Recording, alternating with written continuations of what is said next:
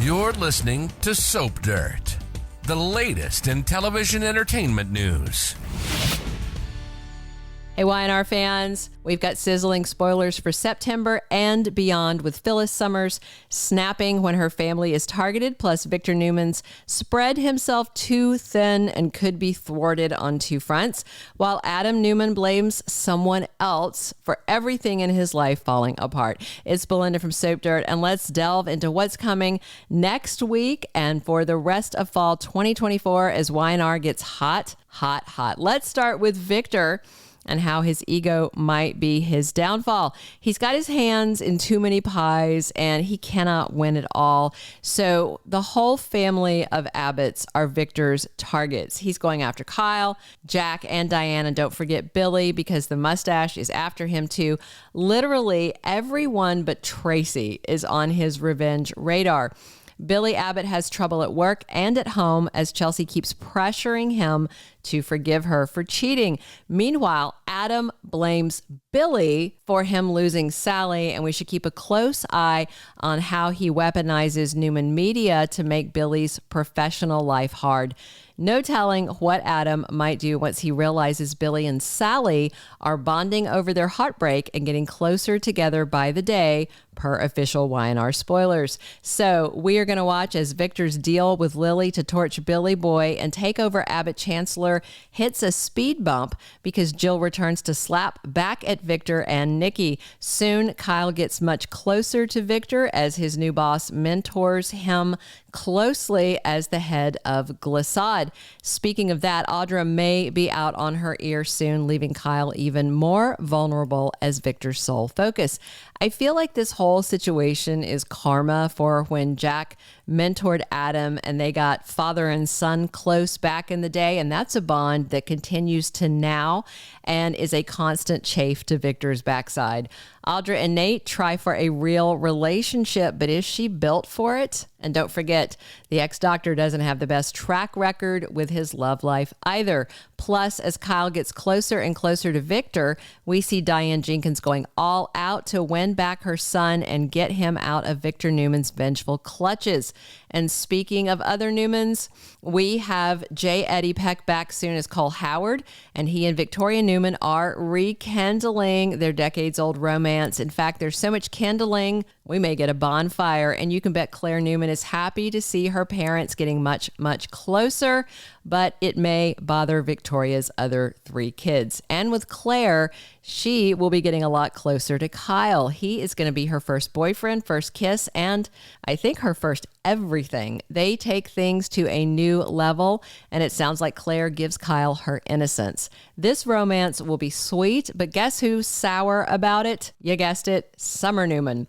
Phyllis continues to be there for her daughter Summer as she deals with her jealousy over Kyle and Claire. Nick already advised Phyllis to support Summer, but not enable any awful antics. But we all know Red is not one to rein it in, and she could spur Summer on to much worse behavior where her ex-husband is concerned. And now let's talk more about exes, specifically another one of Phyllis's men from her past. She and Billy have a chat this week where Phyllis has a proposition for the Abbott Chancellor CEO. Official CBS soap spoilers say it's a job opportunity that takes her by surprise. It's definitely unexpected, and I'm wondering if Phyllis is going to join the C-suite at Abbott Chancellor. She might be Billy's COO or even his co-CEO, although I don't think he likes to share power. And despite Phyllis and her schemes, Nick is not going to have too much time to police what she's doing with their daughter because he's got a whole other mess to deal with. And it's the looming crisis with Sharon Newman that has Nick so worried and distracted. We've got lots more of Lyndon Ashby as Camryn Kirsten as we head into fall. We've already seen this week that Sharon is losing control and raging at those around her. Heather, Daniel, Phyllis, and Lucy have all taken a verbal bashing from spiraling Sharon, and it's going to be down to Mariah and Nick to save Sharon from herself and also from the temptation of hallucination Camryn encouraging Sharon to go dark and get payback to protect Faith from Lucy. Things get worse this week as Sharon recoils from some teen sass from Lucy.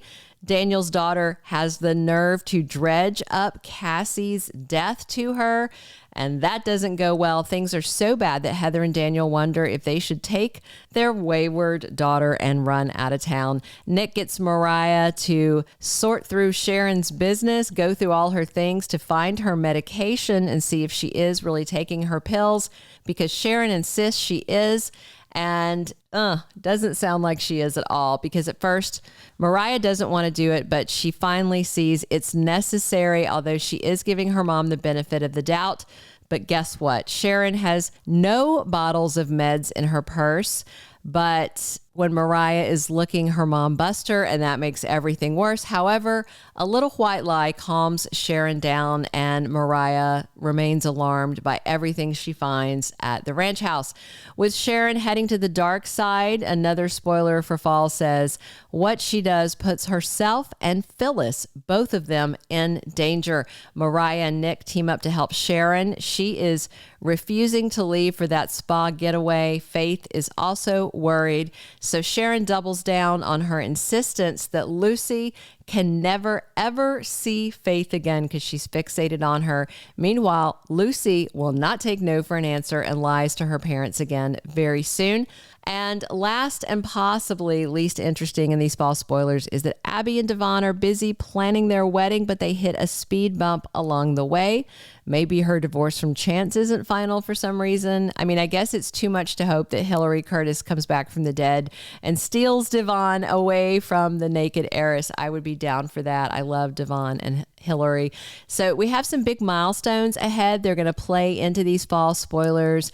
These are ones for September and beyond that trigger some special standalone episodes. September 21st is Sharon Case's 30th anniversary on Young and the Restless, so we will likely see her mental health spiral culminating as we hit this milestone. Nearly a month later, on October 18th, the CBS soap is honoring Michelle Stafford and her 30 years playing Phyllis Summers, and both ladies are going to get special episodes devoted to their tenure on the top-rated soap opera. And in between these two big milestone dates, we have Y&R season 52 starting on Thursday, October 3rd. That's my hubby's birthday, so maybe I'm going to get him a Crimson Lights mug that I can use. He calls that self-gifting when I get him something I really want.